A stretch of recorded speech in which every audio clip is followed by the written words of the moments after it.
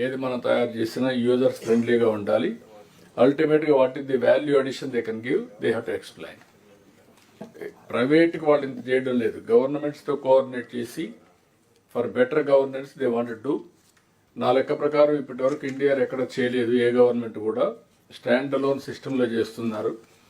First of its kind integrate approach, టోటల్గా అన్నీ కూడా ఇంటిగ్రేట్ చేస్తున్నాం, all services. Sir small submission sir, ఇక్కడ ప్రధానంగా ఏంటంటే మొత్తం సింగిల్ నంబర్లో entire government delivery we want to stream line. So departments cannot maintain their own numbers. From RTC, birth certificate, death certificate, reissuance of Board of Intermediate Marks, for example, or even school-related caste certificate. There's a lot of rent seeking, there's a lot of corruption, there's a lot of political interference. CM our direction is to remove that. Second, ikkada unna collectors andaru koredi kuda process re-engineering is our priority as a government. Paata chattalu enni unnai, we want to take a look at everything. Meer field lo unnaru ganaka meer feedback Dinesh gariki iste, how do we improvise our entire process? Great example of it is APAR ID. APAR start చేసిన తర్వాత సమస్యలు ఏంటో తెలుసుకున్నాం. ఇది 80% సాధించిన తర్వాత సమస్యలు మొదలైనవి.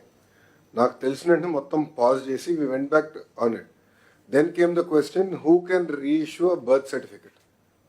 What is the legal framework on reissuing a birth certificate? So మేము అంత డెప్త్కి వెళ్తున్నాం డిపార్ట్మెంట్లో. మీరు కూడా కలెక్టర్లు అందరూ డెప్త్కి వెళ్ళి ఈచ్ అండ్ ఎవ్రీ ప్రాసెస్ని మనం రీఇంజనీర్ చేసి దెన్ డిజిటైజ్ చేయాలి. ఈ మన ప్రభుత్వము ఆల్రెడీ బ్రోకెన్ ప్రాసెస్ని డిజిటైజ్ చేస్తాం కాదు, ఆ రీఇంజనీరింగ్ అనేది జరగాల్సిన అవసరం ఉంది. సో ఫీల్డ్లో మీరు ఉంటారు కనుక మీరు కూడా ఫీడ్బ్యాక్ ఇస్తారు. దానిపైన we want to completely innovate our government processes. Sir భారతదేశంలో ఏకైక దేశం సార్, ప్రపంచంలో ఏకైక దేశం చేసింది సార్ ఈ project end to end, that is UAE sir.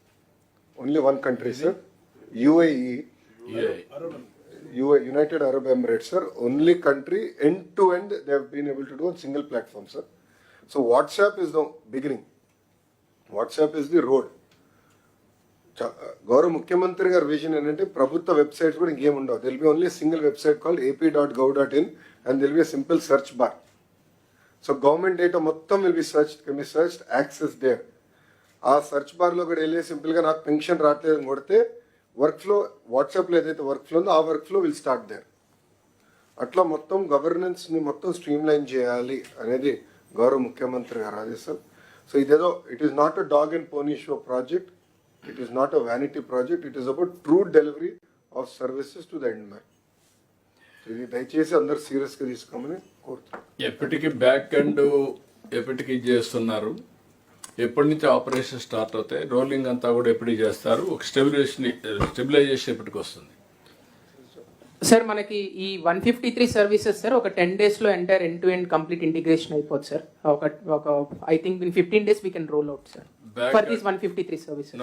Back end అంతా రెడీగా ఉన్నాయి. 153కి everything is ready sir. 153 is already been tested, validated, sir. Finance, gateway integration we need to just finalize it, sir. Otherwise we are through for 150. ఎప్పటికి అవుతుంది gateway finance? Sir 10 days sir. We are on it, sir. Not at all a problem. 10 days will be done. Yes sir.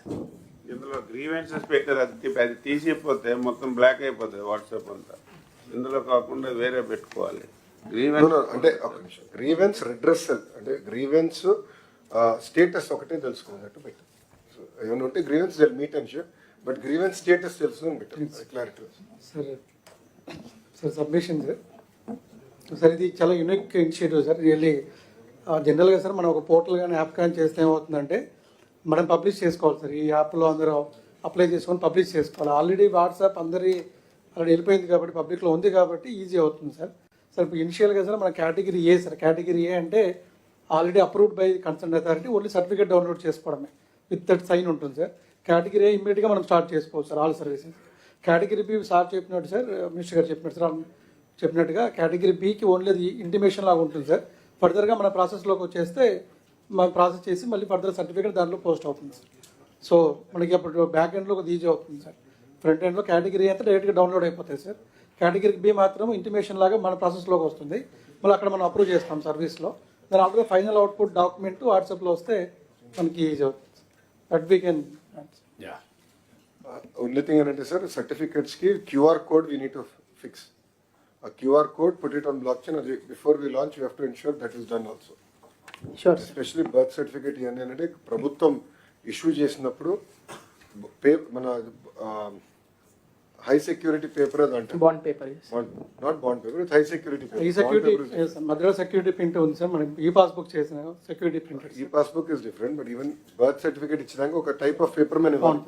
I'm not challenging that. Why do we need to give it on a separate paper? It can be given on any white paper as long as QR code is there and data is on blockchain.